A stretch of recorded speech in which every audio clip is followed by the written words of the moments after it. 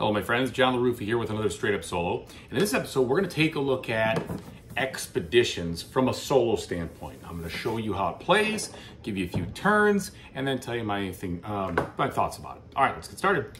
Okay folks, and as usual, please like and subscribe to my YouTube channel if you haven't done so already. And if you have, I always appreciate that support. Thank you. So this is a tableau card combo kind of building game with some exploration, some, I would say, yeah, I guess you could say it's quest fulfillment, so to speak, and some upgrading of your mechs.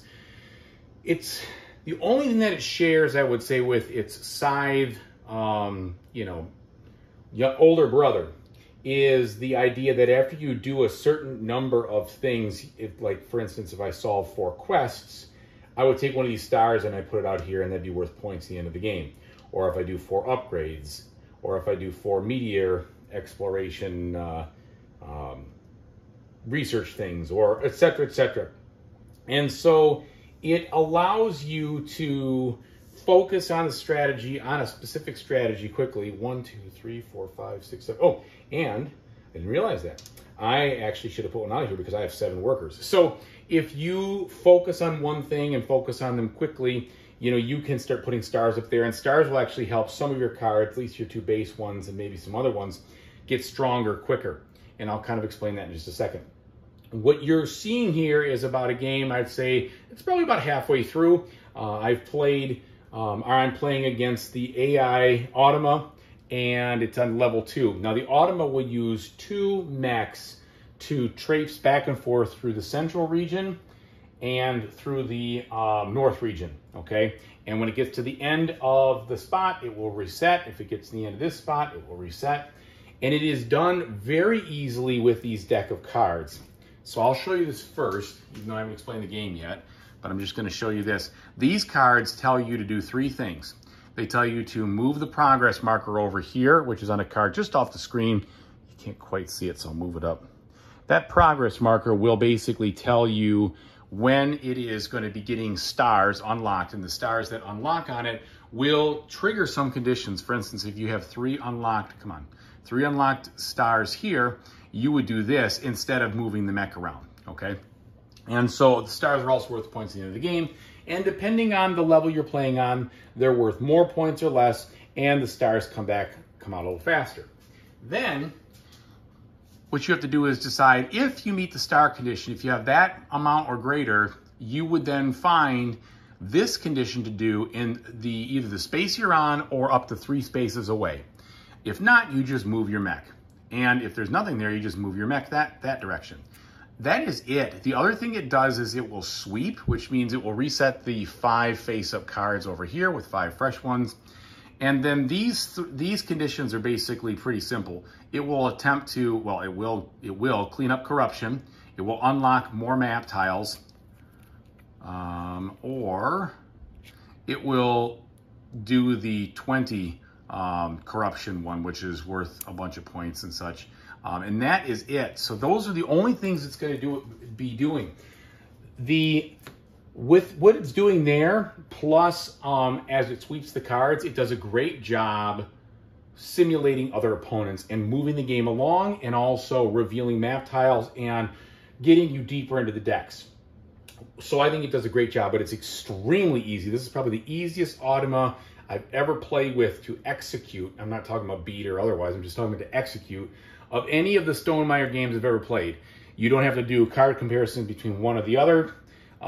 You don't have to, it's very, very, very streamlined, but it's effective. And there's 5 difficulty levels, so you can ratchet up the challenge if you want or not, depending.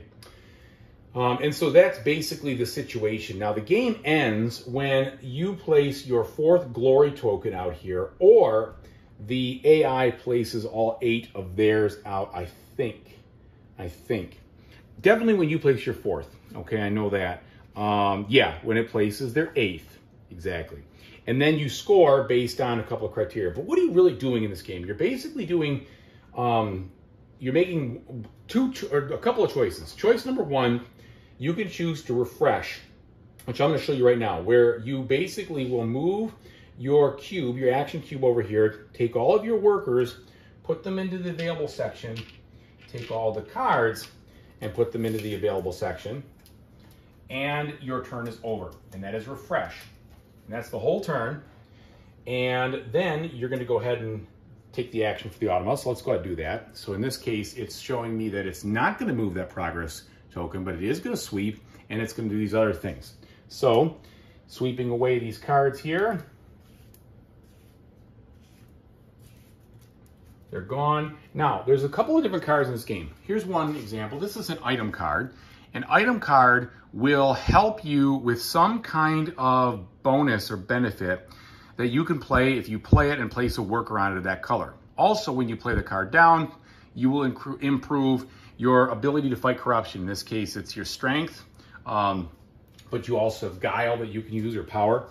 And so item cards can be played or they can be upgraded. And when you upgrade them, you put them over here and basically make them an kind of an all-time power. However, when you do that, the one-time bonus, like this case, Vanquish, this is how you remove corruption on the board, which are these tokens, either color. You don't get that ability, but you do get the whenever this happens, you can do that forever. Okay, so that's nice. There's also quest cards. So in this case, the quest cards will be able to be played like any other card to do something like this if you play a worker on it. In this case, it says discard a card to gather or to gain either its core value, which is this, or one worker of the color shown on the card, which is that. Or you can play a card as long as this card is under your control. And under your control means either it's in your played area or in your hand over here, not in your upgrade. You can solve this quest. In this case, to solve it, you would spend 3 power. It would allow you to draw the top card out of the deck. And it also looks like, I think that is, yeah, that's just gain $1. Okay? And $1's worth points in this game. So the coins are all with points. The most coins at the end of the game wins. So when you solve this, you actually have to have your mech located in the space, in this case, space 15, which is actually revealed now, but sometimes they won't be. You won't know exactly where it is. And that's what those kinds of cards do. And when you solve the quest, you put it up here. If you solve 4 quests, then you'll that's the maximum you can do, and you will be able to put a star down. Just like upgrades here, maximum 4 upgrades, you put a star down. And the researching in the meteors, if you do 4 of those, then you could put a star down. Here's another quest. Here's another item. And another quest. Let me find a meteor card just to show you that quickly so you can see them all. Here we go. So meteor cards, like any other card, can be played. You can play it for the power value or whatever, the core value up here. And sometimes they get enhanced. So if I have already upgraded researched a meteor card, then this would actually give me 2 of these guile points, which are tracked way over there. And you're using those again to get rid of the blue corruption. But when you research it, you put it down under your tableau, or not tableau, but under your mech board. And then you get to take this action and any other action of meteors that you've already done there too. So that's how those cards work.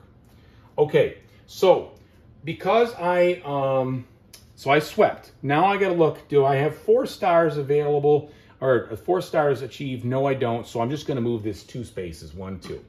And then, do I have 3 stars available? Yes, I do. So it is going to vanquish. It's going to vanquish 1 tile like this in its space and not move. Now, why am I vanquishing? Because again, that's one of the things to do here for stars. If you vanquish 7 times, you will then be able to put a star out. Also, they're worth 2 points at the end of the game for every tile you have. In this case, hers, I guess she's a she in this game, according to the rules. It will it'll be worth 2 coins, okay? And so that's kind of how that works. The other thing with Vanquish is, once you do that, you kind of get a better power that you can use on the tile when you take the gather action. And so let's talk about the 3 actions you take. Now, after you refresh, you actually get to move your cube over here and take all 3 actions in any order. So first you can move, I'll say first, in any order, okay? You can move. So to move, you can move your mech 1 to 3 spaces. You can't go back to where it is, and it has to move, all right? Now, because I have quest 16 over here, I want to move towards that. So I'm not quite there yet, but I'm going to get there soon. So I'm going to go 1. I have to skip this guy. 2, 3. I don't like skip through them, but I can't stop on his space. They do block, so you can never stop on another next space, okay? Now, because I've gone here, I will, and it's not revealed, I will reveal that, and that's 4 out of the, well, if I had done the map tokens, I could have gotten this a star, but I did it with workers anyway. And so when I reveal this, I see, what is it showing me? Okay, well, it's showing me that if I take this action of the gather, I will sweep, I will get the action of an adjacent tile, and then if I had unlocked this, I could also boast, which allows you to put another star down on the category of your choice that you've already maxed out. But I can't do that yet, and I have to add corruption. And the way the corruption add works is that you have to add at least a total number or value of corruption, in this case 8 or more, and you have to keep drawing until you get to at least 8 or more. So that's 7. So there's a lot of corruption on this one. All right, all the way up to 11. So you can, when you do Vanquish, you can exhaust as much of that as you can and score as much of it as you can, as long as you can pay for it. Okay, so that's the move. Now, let me demonstrate the play.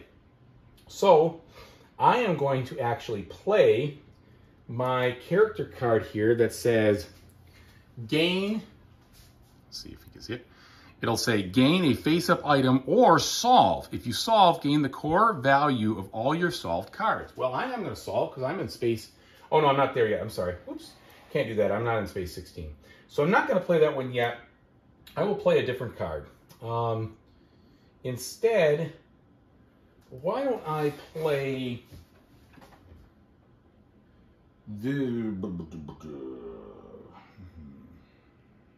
I'll probably play this card. This one allows me to gain power according to my available workers. Well, I have a ton of those. So I'm going to get, first I'm going to get this Guile. All right. Then I have 1, 2, 3, 4, 5, 6 available workers. So that's a really strong one. I just got a bunch of power. And that's the part of this game that is the meat and potatoes. It is the intricate card play of finding good cards to play at the right time with a synergistic strategy, okay? So I'm going to make that comment right now. A strong move like that is way better than playing power cards one at a time or going here to try to get 2 power, etc. You can set yourself up with these small little engines, because this is an engine building, tableau building, how you want to put it, kind of game, and then, you know, juice it like that and really get a really good payout. Now, so I just did that as far as the play action. So that means I could play one card, and when I play it, I get the core power like I showed you, and then I could put a worker on it and get the bonus. The final thing I could do is gather. And we've already talked about the gather. That would be to sweep all these cards and take an adjacent action if I wanted. Well, I don't want to sweep the cards, but I am going to take the adjacent action, and I'm going to take the 2 coins. So that's 2 points at the end of the game. There we go. So why not? Because this says, you can't quite see it, but it says 2 coins, okay? And the sweep action is a may. It says sweep any number of cards, so I'm assuming that could be 0 also, but that's the way I look at it. Okay, so I've done all 3. Now, from now on, when I take a turn, I have to slide this action cube over here and cover one of the 3 actions. So I'm only going to get 2 out of the 3 from now on until I refresh again. And then when I refresh, I get the same thing you just saw there, right? It goes to, these all come over here. I get everything ready to go again. And then I get a little bit of a better action next time since I have to, quote unquote, lose a turn kind of doing that refresh. So let's take a look again here at see what the AI does. The AI is going to, the Automa is going to move this space. Now she covered star number 4. So star 4 now moves. And it says, oh, if I've got 4 stars, she's going to vanquish this one. So here we go. She vanquishes. And 0 stars, she's going to try to find a tile in this row up to 3 spaces away that has not been explored. But they've all been explored or revealed, or however you want to look at it. So she's just going to move 3 spaces. 1, 2, 3. And that is basically the game. Now, the game ends, like I said, when you put 4 stars out here. And then you score your coins at coin value. You scored each star worth a number of points, either 5, 6, 8, or 10, based on how many quests that you completed. If you complete 0, there were 5, 1 is 6, 2 is 8, and 3 or more is 10. You get 2 points for every one of these corruption tokens that you got, and you get the coin value of whatever the items are worth. In this case, this is worth 4. And you might get something else. I think that's pretty much it, though. Nothing else is coming to mind. So those are the categories. There's not any cards that are worth anything besides the item cards. The item cards are only worth things when you upgraded them.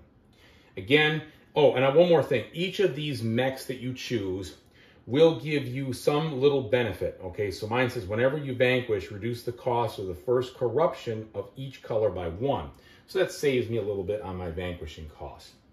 All right, so I've demonstrated a couple turns. I'll just show this one here. So I have to cover something up, and I don't really want to be in that spot because it's not helping me. I actually want to be in the 16 spot, remember?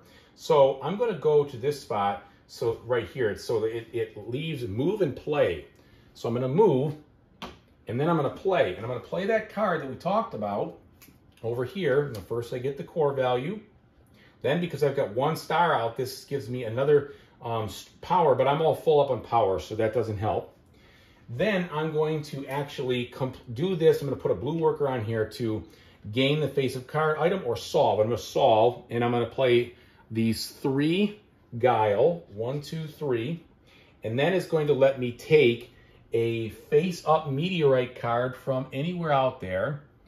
Oh, and there are no face-up meteorite cards. That's too bad. Maybe I don't want to do this one yet. Yeah, because that's for meteorite cards and it's for power, and I'm already maxed out, so that doesn't make any sense. So I'm not going to do that. 1, 2, 3. However, I am in a spot where I'm going to take a face-up item card because I can take one of those, and I'll take this. Whenever you vanquish, flip a coin. If it's heads, gain 2. Otherwise, I'm sorry, $2. Otherwise, gain a guile. So we're going to put this over here, and it just sits there. Whenever you gain a card, you put it over here, and this is kind of like your active, but it's more like a spent pool than anything else. All right, and then we just draw another one, and it's a quest. Okay, so I moved and I played, and then I would go ahead and do the AI again. The AI moves this cube. It has 4 stars now, so the top one is going to try to get 3 of these. Well, there's only 2 there, so it gets both of them. Now that unlocks that tile to make it better. And then the bottom one just moves 2 spaces like that. Pretty simple. All right, so that gives you a really good idea of the actual play. Now let me tell you what I think about it.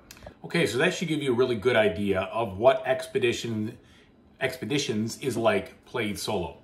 So let me give you some of the, I'd say, things that are a little lackluster first, and then I'll come back to the things that I like. So first of all, I think the main thing that's lackluster is that there's nothing really innovative about this game. There's nothing really new about it.